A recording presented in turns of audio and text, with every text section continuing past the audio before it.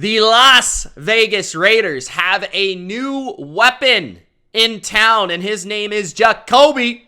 Jakobi Meyers signed a 3-year, relatively cheap contract. 3 years, $33 million. The guaranteed money is $21 million. Jakobi Meyers reunites with his favorite play caller, Josh McDaniels, in Las Vegas. This is in collaboration with the Raiders sending Darren Waller to the New York Giants. Now, first, on the Darren Waller note, Darren Waller was traded because, Raiders fans, he is not worth the money that he's currently making for the Raiders. He's going to be 31, I believe. He's played 17 games over the past 2 years. Right, so he's been injured. I believe he only produced 300 yards last year. And when you're a tight end in a McDaniels offense, you need to be able to block at a sustainable rate. And I think the work rate for a guy like Darren Waller, who's a bit older now, who maybe needs to play less snaps for the money that he was making, might not be worth it for the Raiders, and that's probably what they saw. For the Giants, we'll get to what makes him a good addition, potentially, but I don't think the Raiders really wanted an unreliable player on their books for that much money. What you're getting with Jakobi Meyers is the opposite. You're getting a great fit for this system, a player that's going to easily be able to fit into this offense, and McDaniels is going to know his strengths and weaknesses, and he's going to be able to know where to put him and where to play him. He's extremely reliable in terms of health. He very rarely gets hurt. And he's a very reliable player and personality. I think a big reason why Darren Waller was traded as well is because the guy was injured. He was on IR, and he was making rap videos on the side. He was making music. And I don't know how that went over in Las Vegas with the Raiders. Jakobi Meyers is focused on football. Jakobi Meyers is all about football.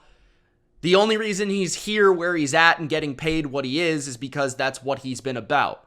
He was an undrafted free agent, a quarterback turned wide receiver. That shows you his intelligence of coverages.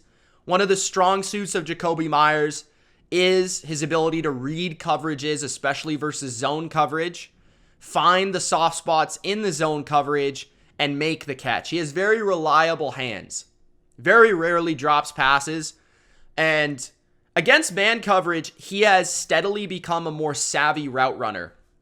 Oh, like I said, a lot like Julian Edelman, he started out as a quarterback in college, so he had to learn how to run routes at an NFL level.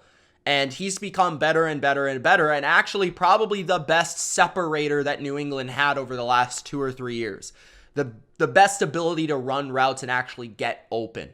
Despite his speed, which isn't spectacular, he can get open due to his suddenness at the top of his routes and his savviness to be able to run routes. And he always has great chemistry, which whatever quarterback he has played with, whether it's been Tom Brady or Mac Jones or Cam Newton even, Jakobi Meyers has been the number one receiver, or at least one of the top options for the Patriots over the last 3 or 4 seasons. So he's a good player. Jakobi Meyers is not a great receiver. He's not a game-changing player. And most of that has to do with he's not an extremely athletic player. There's a reason he wasn't drafted. Because he doesn't have superb speed. He doesn't have burner ability. He's not great after the catch. But he is an excellent possession receiver who constantly moves the chains on third down. And he also has become more of a red zone threat. I think one of the biggest areas he's improved the last 2 years has been his jump ball ability to go up and catch the ball one-on-one against certain opponents, because he does have pretty good height. I believe he's about 6'2", 6'3", and that helps him not being the fastest guy in the world, where a quarterback can throw him the ball up like Jimmy Garoppolo, for example, in the red zone, and he can make a nice adjustment for a catch. So I think this is a really good contract for Meyers. I was expecting him to get more money, which is why I wasn't exactly all over him coming back to New England, because I thought that he was just going to make too much for my liking. But given that he's only making $11 million a year, which is very affordable for a player of his quality and his production and his reliability, I think this is a good move. And I do think it in some ways replaces Darren Waller, because he's another middle of the field option for Jimmy Garoppolo to throw the football to. And he does create another kind of intermediate to short option. If you think of the Raiders right now offensively, you've got Devontae Adams, who's a great route runner on the outside. You've got Jakobi Meyers, who can be the Z guy, who can play outside or can play inside, and he can move around. And then you've got Hunter Renfrow, who's the pure slot receiver who works the short areas of the field. And all of these receivers, in the way that they run routes, are perfect for Jimmy Garoppolo.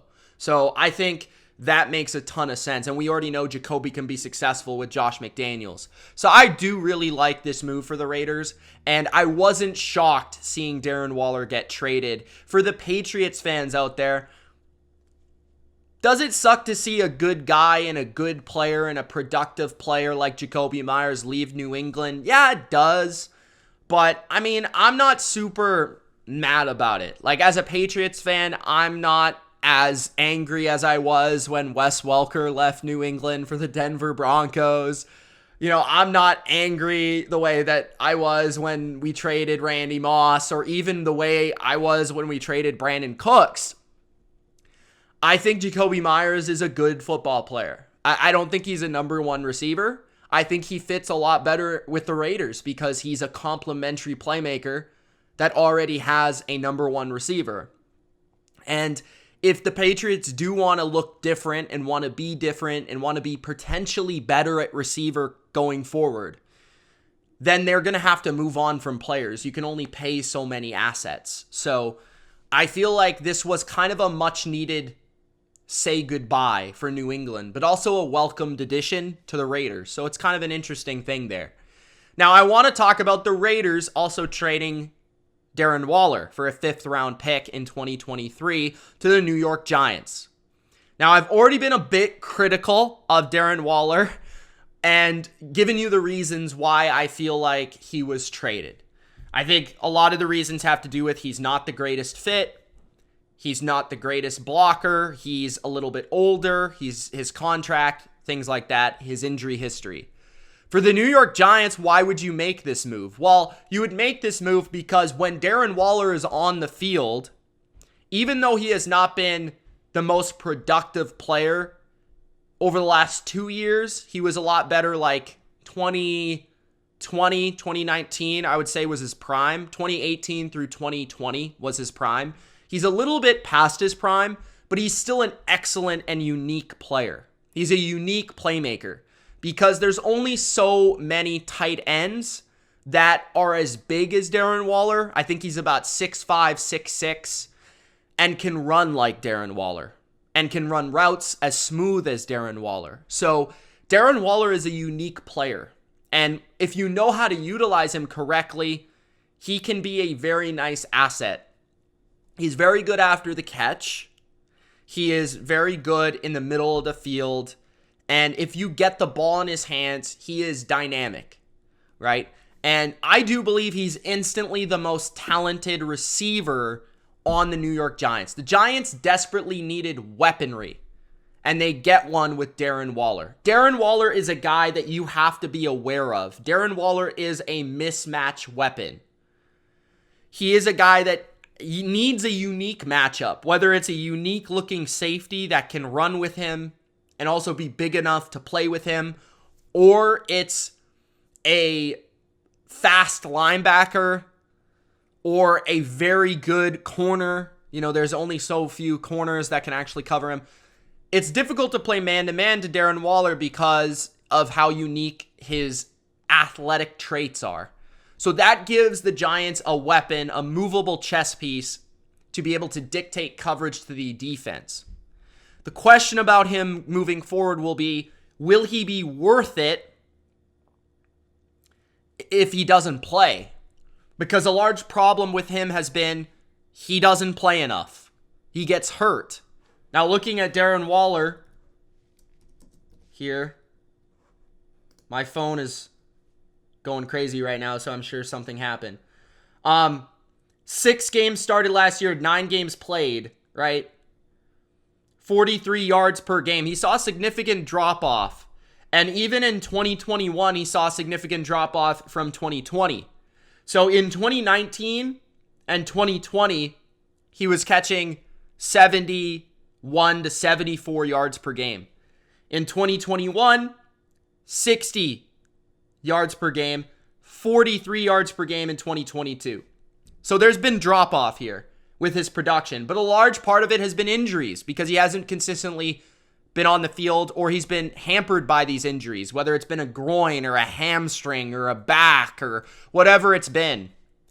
And I think ever since getting that long-term contract, he has not had the same focus on football. We've seen him, venture off to different things.